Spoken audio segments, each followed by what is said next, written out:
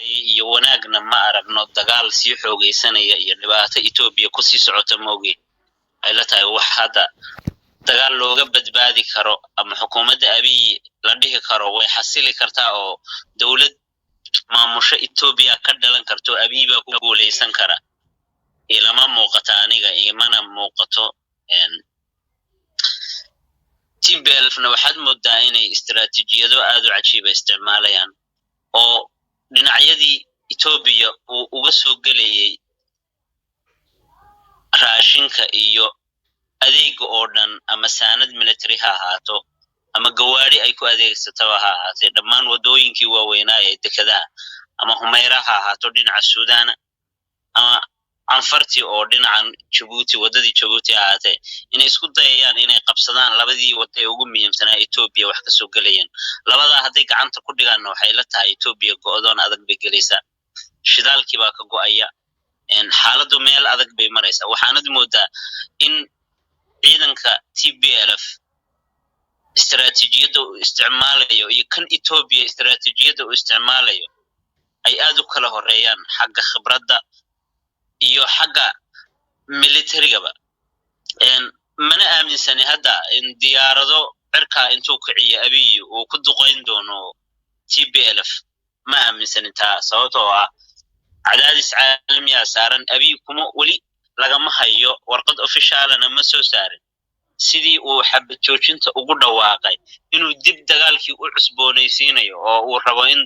haddana TPLF uu dagaal ku qaado beesha caalamka cadaadis saartay waan ogeyn cadaadis fara badan baa ku dhacay waxa lagu yiri iskaga bax ciidamada ka saar wuu saxeexay agreement baa la kala saxeexay in uu dagaal bilowdo waxay la tahay wadoomo shisheeyaa soo gali kara haddii ciidamo cirka ama diyaarado oo damco Abiy in uu ku weeraro TPLF ani waxa ay fikir ahaan ila tahay in ciidamo shisheeye ay soo galayaan oo san arinta talaabada qaadi karin haddii uu qaadi karana waxay la tahay ilaa hadda kamuusan joogeen Abiy kamana aamuseen guulo badan bay sheeganayaan ciidamada nimankan Tigray-gu hadda aad iyo aad baa loo burburiyay ciidamadii militariga ee Ethiopia iyo xulafadii ama anfarta ahaatee ama xamaarada ha ahaatee maleeshiyaadka aadane labada cisho saddexda cisho u dambeysay burbur aad u badan baa ku dhacay oo dhinaca deegaanka anfarta wadadii waxa la sheegayaa in wadadii weyneyd oo waliba afayeen Ethiopia TV-ga Ethiopia ka hadlay uu sheegay in wadadii halbowlaha oo ahayd ka soo baxaysay Djibouti ee Ethiopia ba qoodinaysay ay TPLF gacanta ku dhigeen in xaaladdu faraxay ka sii baxaysaa waxaad moodaa inaysan waxba ka soo reynayn waxaana ii muuqataa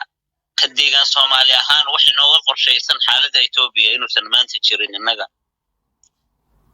inamadeenina ay meesha loo diray iyo meesha ay xaaladda ku sugan yihiin la ogyahay TPLF-na kolba qayb ay u go'ayso ciidamada Ethiopia ama shacab ha ahaadaan hadda Oromadu inta u badan TPLF bay la socotaa anfartii waa ka hadda la soo sheegayo oo qayb baa raacday la leeyahay axmaarada qayb ka mid ah TPLF bay la socotaa dagaalkan aad iyo aad u xoogeysanaya awoodda ay ku socdaan TPLF qoomiyadaha qaar badan baa ku biiray inagu xagga kuma jiro Abiy baan la soconnaa Abiy xaaladiisu aad ba u yaqaan tahay holcaba gudaha kaga furan dibaddana wax u yaalo oo siyaasadda arrimaha dibadda oo u muuqdo oo weyn oo maanta difaacaysa ma jirto marka xaaladaha Ethiopia oo aad iyo aad bay u qarriban yihiin waxaase ugu liita oo meesha ugu xumayd maraya oo aysan waxbaba maanta Ethiopia haddii ay burburto iyo haddii ay hagaagtaba meel la aan haysanin waa deegaankeena anisaano arko haddii ay maanta Ethiopia Abiy ku guuleystana wax uu inoo hayo oo ama ballanqaad inoo yaalo oo meelo aynu wax ku helayno oo halkii aynu joognay inooga kordhi kara ma dareemayo inuu jiro mana ilaaha inay jiri doonto haddii Ethiopia burburtana waxay la tahay dhibaatadeeda iyo qaxootigeeda iyo burburkeedu inuu aad inoo saameyn doono iyadana wax inooga qorshaysan oo aan maanta iskaga caabin karo 100 milyan ee Ethiopia inuusan iyadana jirin marka habacsanaanta deegaankeena haysa iyo dadkeena ayaa aad iyo aad iyo waxa xaqiiqada ee jira ee xaaladda Ethiopia ee maalinba maalinka ka dambaysa sii biiraysa maalinba maalinka ka dambaysa dagaalku sii xoogeysanayo ayaa aniga aad iyo aad ii murugelinaysa waxayna ila tahay in aynu ka tashano oo bal arrimahaas wixii aynu falanqayno haddii aan awoodi karno in bal tala uun inta la isugu yimaado dhalinyar ahaan deegaanka inta la sheeriyo ama odayaashu ama wixii aqoon-yahan shiraan oo bal go'aanuun ha laga soo saaro yaaban la qaadanba go'aanka oo aan uma malaynayo in xataa go'aan haddii la soo saaro xukuumaddu qaadanayso laakiin xisbiyada mucaaradku bal iyaga laftigoodu waxay la fiicnaan lahayd intay shiraan go'aamo waaweyn iyaga maanta la hadli kara xukuumadda innaga hadal laynaga maqbalayo iyaga abiy u tegi kara xaaladaha jira intay dadka shiriyaan iyaga looma diidayo inay shiraan meesha keliya ay deegaankeenu maanta ka rafaadsan waa xisbiyada mucaarad xisbigan maxaafadka Mustafa waan garanay abiy baa wata fikirkii abiy buu ku socdaa lama bedeli karo mana leexin karo waxna ma qaadanayo xisbiyadii soo xarooday iyaguna ma abiy ay la socdaan waa arrinta aanu isweydiin away iyagu xaqay mareen ummadan soo inay iyagu taliyaan ma hadii uu bibi u talin waay soo inay odayaasha inta isugu yeeraan shir qabsadaan dadka uqayda iyo uqaasha iyo aqoon-yahanka iyo dhalinyarta intay hantaan isugu yeeraan ay shir u qabtaan xaaladda Ethiopia maanta ay marayso ay ka shiraan go'aana ka soo saaran ama bibi ha qaato ama yuusan qaadanin bal wax la isku ogyahay aad iyo aad baad moodaa in dhinac walba aan ka liidano nimayo aan ilaahay unba inoo maqan kulli weligeen ba dhibaato badan bay inoo soo haysatay haddana waxaan kaga baxayaa bal wixii jira intaynu isla fiirino waxaa fiicnaan lahayd mar in bal shir guud xagga deegaanka gudihiisa aad iyo aad looga abaabulo ayaan ku soo talin lahaa oo xaaladda Ethiopia ka jirta laga wada iyo wanaagna ma aragno dagaal sii xoogeysanaya iyo dhibaato Ethiopia ku sii socota moogi ay la tahay wax hadda dagaal looga badbaadi karo ama xukuumadda abiy la dhihi karo way xasili kartaa oo dawlad maamusha Ethiopia ka dhalan karto abiy baa ku guuleysan kara ilama muuqata aniga imana muuqato TPLF-na waxaad moodaa inay istiraatiijiyado aad u cajiib isticmaalayaan oo dhinacyadii Ethiopia uu uga soo galayay raashinka iyo adeeg oo dhan ama saanad military ha ahaato ama gawaari ay ku adeegsato ha ahaatee dhammaan wadooyinkii waaweynaa ee dekedaha ama Humayra ha ahaato dhinaca Suudaan ama anfarti oo dhinacan Djibouti wadadii Djibouti ahaatee inay isku dayayaan inay qabsadaan labadii wada ee ugu muhiimsanaa Ethiopia wax ka soo galayeen labada haday gacanta ku dhigaan waxay la tahay Ethiopia go'doon adag bay galaysaa shidaalkii baa ka go'aya xaaladdu meel adag bay maraysaa waxaanad moodaa in ciidanka TPLF istiraatiijiyada uu isticmaalayo iyo kan Ethiopia istiraatiijiyada uu isticmaalayo ay aad u kala horeeyaan xagga khibradda iyo xagga military-gaba mana aaminsani hadda in diyaarado cirka intuu kiciyo abiy uu ku duqeyn doono TPLF ma aaminsani taa sababtoo ah cadaadis caalami ah saaran abiy kuma wali lagama hayo warqad officialna ma soo saarin sidii uu xabad joojinta ugu dhawaaqay inuu dib dagaalkii u cusboonaysiinayo oo uu rabo in haddana TPLF uu dagaal ku qaado beesha caalamka cadaadis saartay waan ogeyn cadaadis fara badan baa ku dhacay waxa lagu yiri iskaga bax ciidamada ka saar wuu saxeexay agreement baa la kala saxeexay in uu dagaal bilowdo waxay la tahay wadoomo shisheeyaa soo gali kara hadii ciidamada cirka ama diyaarado oo damco abiy in uu ku weeraro TPLF ani waxa ay fikir ahaan ila tahay in ciidamada shisheeyaa ay soo galayaan oo san arinta talaabada qaadi karin hadii uu qaadi karana waxay la tahay ilaa hadda kamuusan joogeen abiy kamana aamuseen guulo badan bay sheeganayaan ciidamada nimankan Tigray oo hadda aad iyo aad baa loo burburiyay ciidamadii militariga Ethiopia iyo xulafadii ama anfarta ahaatee ama xamaaradaba ha ahaatee maleeshiyaadka aadane labada cisho saddexda cisho u dambeysay burbur aad u badan baa ku dhacay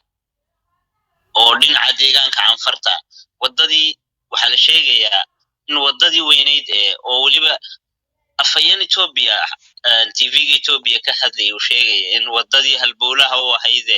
ka soo baxaysa Djibouti ee Ethiopia qoodinaysay ay TPLF gacanta ku dhigeen in xaaladdu faraxay ka sii baxaysa waxaad moodaa inaysan waxba ka soo reynayn waxaana ii muuqata ka deegaan Soomaali ahaan wax inooga qorshaysan xaaladda Ethiopia inuusan maanta jirin innaga inamadeenina ay meesha loo diray iyo meesha ay xaaladda ku sugan yihiin la ogyahay TPLF-na kolba qayb ay u go'ayso ciidamada Ethiopia ama shacab ha ahaadaan hadda oramadu inta u badan TPLF bay la socotaa afartii waa ka hadda la soo sheegay oo qayb baa raacday la leeyahay axmaarada qayb ka mid ah TPLF bay la socotaa dagaalkan aad iyo aad u xoogaysanaya awoodda ay ku socdaan TPLF qoomiyadaha qaar badan baa ku biiray inagu xagga kuma jiro abiy baan la soconnaa abiy xaaladiisu aad ba u yaqaan tahay holcaba gudaha kaga furan dibaddana wax u yaalo oo siyaasadda arrimaha dibadda oo u muuqdo oo weyn oo maanta difaacaysa ma jirto marka xaaladaha Ethiopia ni oo aad iyo aad bay u qarban yihiin waxaase ugu liita oo meesha ugu xumayd maraya oo aysan waxbaba maanta Ethiopia haddii ay burburto iyo haddii ay hagaagtaba meel la aan haysanin waa deegaankeena anisaanu arko haddii ay maanta Ethiopia abiy ku guuleystana wax uu inoo hayo oo